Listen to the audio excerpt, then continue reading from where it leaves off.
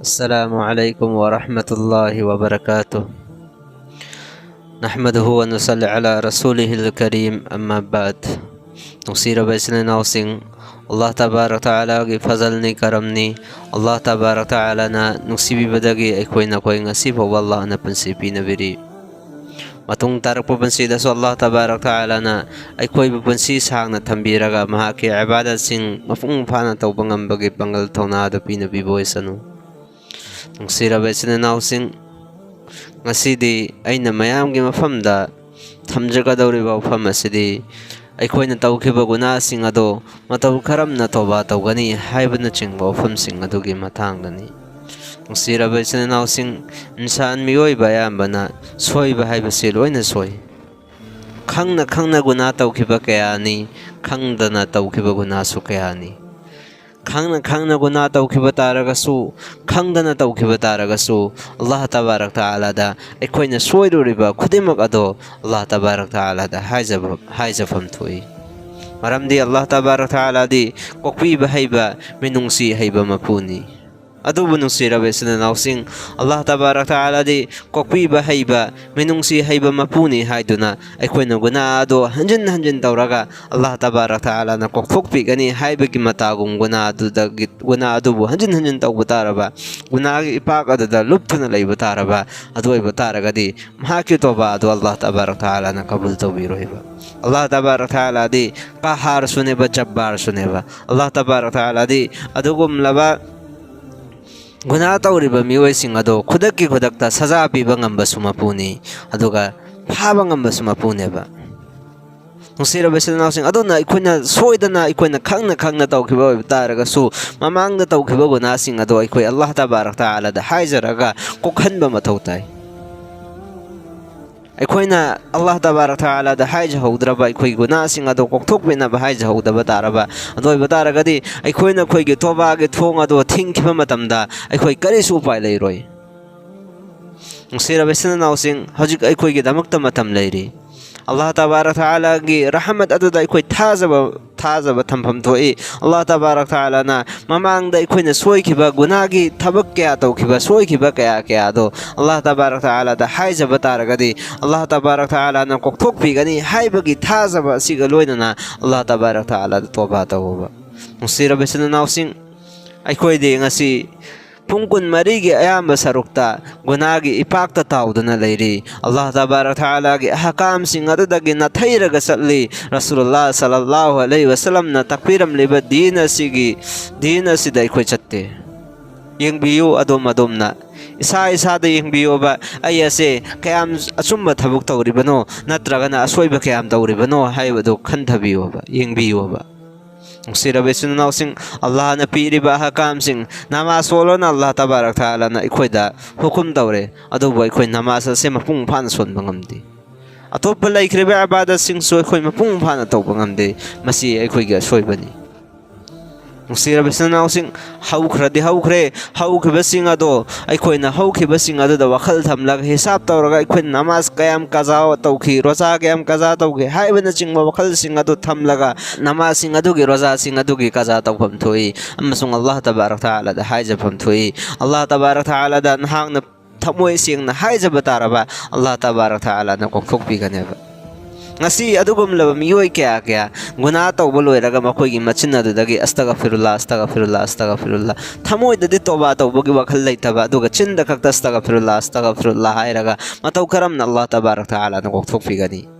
adudi Allah tabarak taala da karim nabum oina thokaneba करीगुम्बा नहांगना गुनादु तौररोइगे हाइना नहांगना खल्लगा अल्लाह दा इकाइबगा लोइना नहांगना तौबा तौबा तारबा अदुगुमलबा तौबतुन नसूहा असिंगबा तौबा अदुना खोइना तौबा तारबा अदोइबा तारगदि अल्लाह तबारक तआला ना अखोइगी गुनादु कोक्थोकपिगनेबा नुसीर बैसने नाउसिंग तौबा तौबा मतमदा अखोइना हानबदा खनगदबो खल्लसे अखोइना तौबा अखोइना तौरमलिबा थबक असे आई मतुंग तारक पुनसिदा अमुक हन्ना तौररोइगे हाइबगी वखल्लोना दु लैगदबने अरेप वखल लैगदबने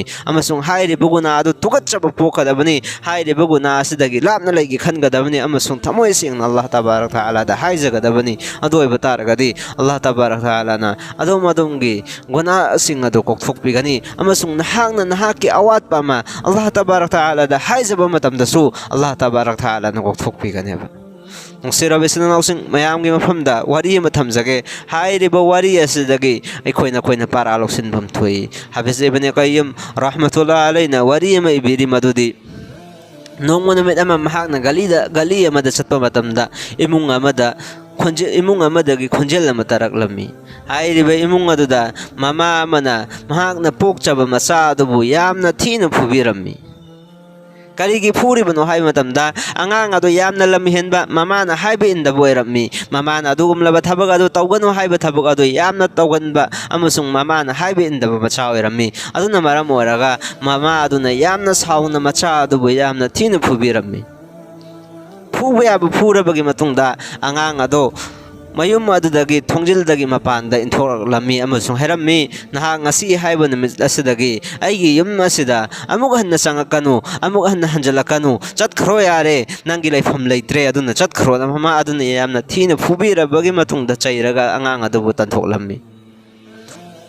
ꯑꯗꯨꯒ ꯃꯃꯥ ꯑꯗꯨꯅ ꯃꯌꯨꯝꯒꯤ ꯊꯣꯡ ꯑꯗꯨ ꯂꯣꯟꯁꯤꯟꯈꯤꯔꯝꯃꯤ ꯑꯉꯥꯡ ꯑꯗꯨ ꯎꯄꯥꯏ ꯂꯩꯇ꯭ꯔꯗꯨꯅ ꯃꯌꯨꯝ ꯑꯗꯨ ꯊꯥꯗꯣꯛꯂꯒꯦ ꯈꯜꯂꯒ ꯆꯠꯂꯝꯃꯤ ꯃꯥꯅ ꯈꯔ ꯆꯠꯄ ꯌꯥꯕ ꯆꯠꯂꯕꯒꯤ ꯃꯇꯨꯡꯗ ꯉꯥꯛꯇꯪ ꯂꯦꯞꯄꯝꯃꯤ ꯃꯇꯝ ꯑꯗꯨꯗ ꯃꯍꯥꯛꯅ ꯂꯦꯞꯄ ꯌꯥꯕ ꯂꯦꯞꯄꯒꯤ ꯃꯇꯨꯡꯗ ꯃꯍꯥꯛꯅ ꯈꯟꯕ ꯌꯥꯕ ꯈꯜꯂꯕꯒꯤ ꯃꯇꯨꯡꯗ ꯃꯌꯨꯝꯗ ꯍꯜꯂꯛꯂꯝꯃꯤ ꯃꯍꯥꯛꯅ ꯃꯌꯨꯝꯗ ꯍꯜꯂꯛꯂꯕꯒꯤ ꯃꯇꯨꯡꯗ ꯃꯃꯥ ꯑꯗꯨꯅ ꯉꯁꯥꯏ ꯊꯣꯡ ꯂꯣꯟꯁꯤꯟꯈꯤꯕꯗꯨ ꯍꯥꯡꯗꯣꯛꯂꯝꯗꯦ ꯑꯉꯥꯡ ꯑꯗꯨ ꯌꯥꯝꯅ ꯋꯥꯔꯝꯃꯤ ꯌꯥꯝꯅ ꯆꯥꯎꯔꯨꯕ ꯑꯉꯥꯡ ꯅꯠꯇꯦ ꯆꯍꯤ 7-9 ꯈꯛꯇ ꯐꯥꯔꯤꯕ ꯑꯉꯥꯡꯅꯤ ꯑꯗꯨꯅ ꯃꯍꯥꯛꯅ ꯋꯥꯃꯟꯗꯅ ꯊꯣꯡꯖꯤꯜ ꯑꯗꯨꯒꯤ ꯃꯌꯥ ꯑꯗꯨꯗ ꯃꯍꯥꯛꯅ ꯇꯨꯝꯈꯤꯔꯝꯃꯤ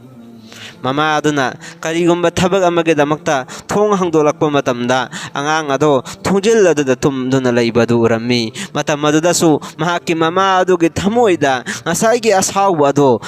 ꯍꯜꯂꯝꯗꯦ ꯑꯁꯥꯎꯕ ꯑꯗꯨꯃꯛ ꯂꯩꯔꯝꯃꯤ ꯃꯃꯥ ꯑꯗꯨꯅ ꯑꯉꯥꯡ ꯑꯗꯨꯗ ꯍꯥꯏꯔꯝꯃꯤ ꯅꯍꯥꯛꯄꯨ ꯑꯩꯅ ꯆꯠꯈ꯭ꯔꯣ ꯍꯥꯏꯅ ꯇꯥꯟꯊꯣꯛꯈ꯭ꯔꯕ ꯅꯠꯇ꯭ꯔꯥ ꯅꯉꯣꯟꯗ ꯆꯩꯈ꯭ꯔꯕ ꯅꯠꯇ꯭ꯔꯥ ꯑꯗꯨꯒ ꯅꯍꯥꯛꯅ ꯀꯔꯤꯒꯤꯗꯃꯛꯇ ꯍꯜꯂꯒ ꯆꯪꯂꯛꯂꯤꯕꯅꯣ ꯍꯥꯏꯅ ꯃꯃꯥ ꯑꯗꯨꯅ ꯌꯥꯝꯅ ꯊꯤꯅ ꯆꯩꯔꯝꯃꯤ ꯃꯇꯝ ꯑꯗꯨꯗ ꯑꯉꯥꯡ ꯑꯗꯨꯅ ꯁꯨꯝꯅ ꯈꯨꯝꯂꯛꯂꯝꯃꯤ ꯏꯃꯥ ꯑꯩ ꯑꯁꯤ ꯆꯠꯂꯒꯦ ꯈꯟꯅ ꯑꯩꯁꯤ ꯆꯠꯂꯨꯔꯕꯅꯤ ꯑꯗꯨꯕꯨ ꯏꯃꯥ ꯑꯩꯅ ꯈꯜꯂꯤ ꯑꯩꯗꯤ ꯀꯅꯥꯒꯨꯝꯕ ꯑꯃꯒꯤ ꯃꯤꯅꯥꯏ ꯑꯣꯏꯔꯨꯕ ꯇꯥꯔꯒꯁꯨ ꯀꯅꯥꯒꯨꯝꯕ ꯑꯃꯒꯤ ꯈꯣꯡꯎꯞ ꯁꯦꯡꯗꯣꯛꯂꯨꯕ ꯇꯥꯔꯒꯁꯨ ꯃꯌꯨꯝ ꯁꯦꯡꯗꯣꯛꯂꯨꯕ ꯇꯥꯔꯒꯁꯨ ꯑꯩꯒꯤ ꯆꯈꯥꯎ ꯑꯁꯤꯗꯤ ꯃꯦꯟꯈꯤꯕ ꯌꯥꯒꯅꯤ ꯑꯩꯒꯤ ꯄꯨꯛꯇꯤ ꯍꯥꯡꯂꯣꯏ ꯑꯩꯒꯤ ꯑꯔꯥꯝ ꯈꯧꯔꯥꯡꯕ ꯈꯨꯗꯤꯡꯃꯛ ꯑꯗꯨ ꯀꯣꯛꯈꯤꯒꯅꯤ ꯑꯗꯨꯕꯨ ꯏꯃꯥ ꯅꯍꯥꯛꯀꯤ ꯃꯤꯅꯨꯡꯁꯤ ꯑꯗꯨꯗꯤ ꯑꯩꯅ ꯗꯨꯅꯤꯌꯥ ꯃꯁꯥ ꯄꯨꯝꯕ ꯀꯣꯏꯅ ꯊꯤꯔꯨꯕ ꯇꯥꯔꯒꯁꯨ ꯅꯍꯥꯛꯀꯤ ꯏꯃꯥ ꯅꯍꯥꯛꯀꯤ ꯃꯤꯅꯨꯡꯁꯤ ꯑꯗꯨꯒꯨꯝꯕꯗꯤ ꯐꯪꯂꯣꯏ ꯍꯥꯏꯅ ꯃꯃꯥ ꯑꯗꯨꯗ ꯃꯆꯥ ꯑꯗꯨꯅ ꯀꯞꯄꯒ ꯍꯥꯏꯔꯝꯃꯤ ꯃꯇꯝ ꯑꯗꯨꯗ ꯃꯃꯥ ꯍꯥꯏꯕꯁꯤꯗꯤ ꯃꯃꯥꯅꯤ ꯃꯃꯥ ꯑꯃꯇꯅ ꯃꯆꯥꯕꯨ ꯅꯨꯡꯁꯤꯗꯕ ꯇꯧꯗꯦ ꯉꯥꯏꯍꯥꯛꯇꯪ ꯁꯥꯎꯅꯤꯡꯕꯒꯤ ꯃꯆꯥꯁꯤꯡ ꯑꯗꯨꯗ ꯐꯨꯕꯤꯕ ꯆꯩꯕꯤꯕ ꯉꯥꯡꯕ ꯑꯗꯨꯒꯤ ꯑꯇꯣꯞꯄꯗ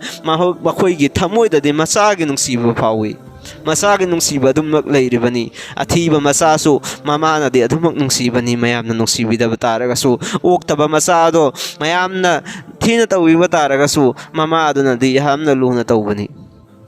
ꯃꯃꯥ ꯑꯗꯨꯅ ꯃꯆꯥ ꯑꯗꯨꯒꯤ ꯋꯥꯐꯝꯁꯤꯡ ꯑꯗꯨ ꯇꯥꯔꯒ ꯃꯃꯥ ꯑꯗꯨꯅ ꯍꯥꯏꯔꯛꯂꯝꯃꯤ ꯏꯆꯥꯅꯨꯄꯥ ꯅꯍꯥꯛꯅ ꯑꯁꯤꯒꯨꯝꯂꯕ ꯋꯥꯈꯜ ꯑꯁꯤ ꯈꯟꯕ ꯉꯝꯂꯕꯅꯤꯅ ꯑꯩ ꯅꯍꯥꯛꯉꯣꯟꯗ ꯉꯁꯤ ꯍꯥꯏꯕ ꯅꯨꯃꯤꯠ ꯑꯁꯤꯗꯒꯤ ꯐꯨꯔꯔꯣꯏ ꯆꯩꯔꯔꯣꯏ ꯅꯪꯕꯨ ꯌꯨꯝ ꯑꯁꯤꯗꯒꯤ ꯆꯠꯂꯣ ꯍꯥꯏꯅ ꯇꯥꯜꯂꯔꯣꯏ ꯃꯃꯥ ꯑꯗꯨꯅ ꯍꯥꯏꯔꯝꯃꯤ ꯃꯆꯥ ꯑꯗꯨꯅꯁꯨ ꯍꯥꯏꯔꯝꯃꯤ ꯏꯃꯥ ꯑꯩꯉꯁꯤ ꯍꯦꯛ ꯍꯥꯏꯕ ꯅꯨꯃꯤꯠ ꯑꯁꯤꯗꯒꯤ ꯏꯃꯥꯅ ꯌꯥꯗꯕ ꯊꯕꯛ ꯑꯃꯠꯇ ꯇꯧꯔꯔꯣꯏ ꯏꯃꯥꯅ ꯁꯥꯎꯒꯗꯕ ꯊꯕꯛ ꯑꯃꯠꯇ ꯇꯧꯔꯔꯣꯏ ꯍꯥꯏꯅ ꯃꯆꯥ ꯑꯗꯨꯅꯁꯨ ꯍꯥꯏꯔꯝꯃꯤ ꯅꯨꯡꯁꯤꯔꯕ ꯏꯆꯤꯟ ꯏꯅꯥꯎꯁꯤꯡ ꯃꯑꯣꯡ ꯑꯁꯤꯒꯨꯝꯅ ꯍꯥꯐꯤꯖ ꯏꯕꯅꯦ ꯀꯩꯌꯨꯝ ꯔahmatullah ꯑꯂꯩꯅ ꯍꯥꯏꯕꯤꯔꯤ ꯃꯗꯨꯗꯤ ꯀꯅꯥꯒꯨꯝꯕ ꯕꯟꯗꯥ ꯑꯃꯅ ꯃꯍꯥꯛꯅ ꯒꯨꯅꯥ ꯇꯧꯕ ꯌꯥꯕ ꯇꯧꯔꯨꯕ ꯇꯥꯔꯒꯁꯨ ꯑꯜꯂꯥꯍ ꯇꯕꯥꯔꯛ ꯇꯥꯂꯥꯗ ꯍꯥꯏꯖꯔꯕ ꯀꯞꯆꯔꯒ ꯅꯤꯖꯔꯕ ꯌꯥ ꯑꯜꯂꯥꯍ ꯉꯁꯤ ꯍꯥꯏꯕ ꯅꯨꯃꯤꯠ ꯑꯁꯤꯗꯒꯤ ꯒꯨꯅꯥ ꯇꯧꯖꯔꯔꯣꯏꯒꯦ ꯅꯍꯥꯛꯅ ꯑꯩꯈꯣꯏꯒꯤ ꯒꯨꯅꯥ ꯑꯁꯤ ꯀꯣꯛꯊꯣꯛꯄꯤꯌꯨ ꯍꯦ ꯑꯜꯂꯥꯍ ꯅꯍꯥꯛꯅ ꯀꯣꯛꯊꯣꯛꯄꯤꯗ꯭ꯔꯕꯗ ꯑꯩꯈꯣꯏꯗꯤ ꯃꯥꯡꯂꯕꯅꯤ ꯍꯦ ꯑꯜꯂꯥꯍ ꯀꯅꯥꯗꯁꯨ ꯑꯩꯈꯣꯏꯒꯤ ꯍꯥꯏꯖꯐꯝ ꯂꯩꯇꯦ ꯅꯤꯖꯐꯝ ꯂꯩꯇꯦ ꯅꯍꯥꯛꯅ ꯀꯣꯛꯊꯣꯛꯄꯤꯌꯨ ꯅꯍꯥꯛꯅ ꯑꯩꯈꯣꯏꯒꯤ ꯒꯨꯅꯥꯁꯤꯡ ꯑꯗꯨ ꯀꯣꯛꯊꯣꯛꯄꯤꯌꯨ ꯑꯃꯁꯨꯡ ꯒꯨꯅꯥꯒꯤ ꯏꯄꯥꯛ ꯑꯗꯨꯗꯒꯤ ꯑꯩꯈꯣꯏꯕꯨ ꯂꯧꯈꯠꯄꯤꯔꯒ ꯑꯆꯨꯝꯕ ꯂꯝꯕꯤ ꯁꯔꯥꯇꯜ ꯃꯨꯁꯇꯀꯤꯝꯒꯤ ꯂꯝꯕꯤ ꯑꯗꯨꯗ ꯄꯨꯕꯤꯌꯨ ꯍꯥꯏꯅ ꯀꯅꯥꯒꯨꯝꯕ ꯕꯟꯗꯥ ꯑꯃꯅ ꯑꯜꯂꯥꯍ ꯇꯕꯥꯔꯛ ꯇꯥꯂꯥꯗ ꯍꯥꯏꯖꯕ ꯇꯥꯔꯕ ꯅꯤꯖꯕ ꯇꯥꯔꯕ ꯑꯜꯂꯥꯍ ꯇꯕꯥꯔꯛ ꯇꯥꯂꯥꯅ ꯃꯍꯥꯛꯀꯤ ꯑꯅꯤꯡꯕ ꯑꯄꯥꯝꯕ ꯈꯨꯗꯤꯡꯃꯛ ꯑꯗꯨꯁꯨ ꯇꯨꯡꯍꯟꯕꯤꯒꯅꯤ ꯑꯃꯁꯨꯡ ꯃꯍꯥꯛꯀꯤ ꯒꯨꯅꯥꯁꯤꯡ ꯑꯗꯨꯁꯨ ꯀꯣꯛꯊꯣꯛꯄꯤꯒꯅꯤ ꯅꯨꯡꯁꯤꯔꯕ ꯏꯆꯤꯟ ꯏꯅꯥꯎꯁꯤꯡ ꯑꯜꯂꯥꯍꯒꯤ ꯔꯍꯃꯠꯇ थाजब थमहम थोई अल्लाह तबारक तआला दा हाइजबम थोई कनागुम मियोय मना अल्लाह तबारक तआला की ममांगदा कप्प अल्लाह तबारक तआला दा हाइजरबा महाकी ममित्तगी मपी चेंथरगलबा हाइरिबा मपी अदो गी जरियादगी महाकु अल्लाह तबारक तआला ना जन्नत चंगहन्नबा मरम मोयहनगनी अमसुंग अदुगुम लब मियोय अल्लाह तबारक तआला की ममांगदा कप्पदा अल्लाह तबारक तआला की ममांगदा कप्पदा मपी सिंथरिबा मखोय सिंग अदो मखोय की मथक्ता जहन्नम से हरामनी मखोय सिंग अदो जन्नत सुखसोय मसोय चंगनी बनी इस्राइल की मतमदा नुपा लेरमी हाइरिब नुपा से कफन फी हुरान बमियोय अमोयरमी बुखारी शरीफ तसुलाक हदीसनी हाइरिब नुपा सिना महांगना मी अदो सीखिबगी फुंब हेक लोइबगा मी चटनाख्रबगी मतुंगदा महांगना मी असीब मी द सेलिब कफन फी सिंग अदो महांगना लौथोकलगा अतोप मियोय सिंग द योनथोकलमी हाइरिब थबक असे अदुक्के मतिक फत्तब तुगत्सरब थबक अमनी अदुबु महाने यामना पामना तोरम्मी अदुबु मतम खरागी मतुंगदा हाइरिब नुपासे सिरमदाई मतम यौरकले नरकले हलमदाई मतम यौरकले मतम अदुदा हाइरिब कफनफी हुरान नुपादुना महाकी मसा सिंग अदु कौसिल्लगा सुमना हैरम्मी इचा नुपा नपासे यामना फत्तब मियोय अमनी आइना हिंगिंगई मतमदा अल्लाह तबारक तआला ना कोक्पीर रोइदब गुनाह क्या तौरुरे अदुना मरम ओरगा हजिक्ति आई सिरमदा यौरे आइना सिरबगी मतुंगदा दे अल्लाह तबारक तआला ना सुखसोय मसोयदन आइगोंदा दा पीरगनी अदुना मरम ओरगा आइना खोइदा वफम खरा हाइगे वफम खरा असिगी मतुंगिना नखोय तौरो हाइना मपा अदुना मसा सिंग अदु हैरम्मी मतम अदुदा मसा सिंग अदुनसु मपा अदुना हाइबो खुदिमक अदो यागनी हाइबगी थाजब अदु पिरम्मी मसा मपा अदुना सुम हैरम्मी आइना दुनियादगी हनखरबगी मतुंगदा आई असे नखोय लेबाक तो फुमलकनु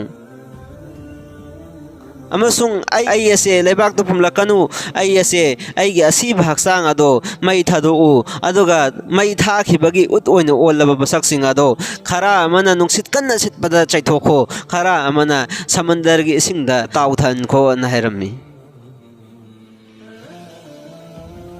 मतम खरागी मतुंगदा हाइरिबा कफन फी हुरान नुपा अदु सीखरे महाकी लेहौरिबा मसा सिंग अदुना ngасai मपा अदुना हैरमबगी मवोंग मतौ अदुगुमना तोरम्मी उत मई थार मसा हक्सांग असीब हक्सांग अदु मई थारबगी मतुंगदा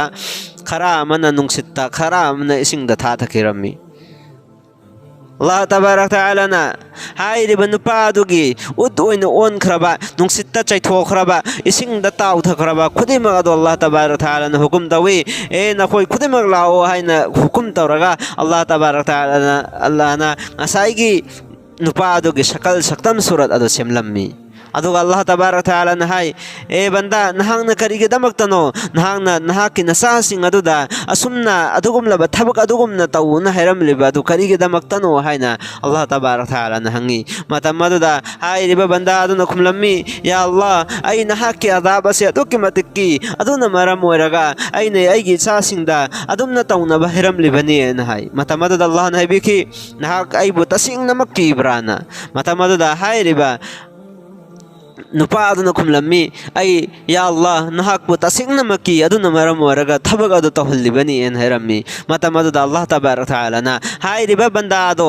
मगफिरत तौथोकपीखिबा कोकथोकपीखिबा मरमदी अल्लाह तबारक तआला की कीबदगी मरम ओरगा महांगना तौखिबने अदु महाके वखल अदु दरान बनी अदु वल महांगना अल्लाह बु कीबदगी तौखिबा अदुना मरम ओरगा अल्लाह तबारक तआला ना माकु मगफिरत तौरिबनी नुंगसिरबैसन नाउसिंग अखोइना खोइसु अल्लाह तबारक तआला की अकीब लेफम थोई नोंग नत्रगा नोंगमदी अखोइ खुदेमक सिरगनी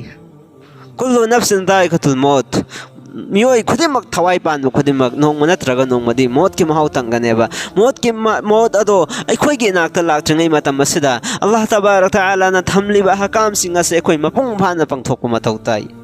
उसिरबैसन नाउसिंग अदुना ngасaiना तौबा तौबगी हाइजखिबा अदो तौबा करिगुम्बा अखोइना गुना अदु थदोके हना खनबा ताराबा तौबा तौथोकपियो थदोके खनफम जतोई थदोक्तबसु यारोय करिगुमन हांगना थदोक्तबा ताराबा अदुगी सजा हायें अल्लाह तबारक तआला गी मनाक्ता लैगनी अदुना गुना खुदिमा अदु थदोकलगा हाइरिबा गुना अदु तुगच्चबा थमलगा गुना अदुदगी इकाइबा पोकलगा अमसुंग हाइरिबा गुना अदु अमुक हन तौदबिदा अल्लाह तबारक तआला दा असेंग तौबा अदु तौबियु अदोइबा तारगदि अल्लाह तबारक तआला ना अखोइ खुदिमा कोकथोकपिगनी नुसिरबैसन नाउसिंग हाय अजरिबा वफम खरा सिदा अल्लाह तबारक तआला ना अमल तौमंगबगी पंगल थोना अदु अखोइदा ꯍꯩꯅꯕꯤꯕ ꯑꯣꯏꯁꯅꯨ ꯋꯥ ꯑꯈꯤꯔꯨ ꯗꯑꯋꯥꯅ ꯑꯅꯤꯜ ꯍꯝꯗꯨꯂꯤꯜꯂꯥꯍꯤ ꯔബ്ꯕꯤꯜ ꯑꯥꯂꯃꯤꯟ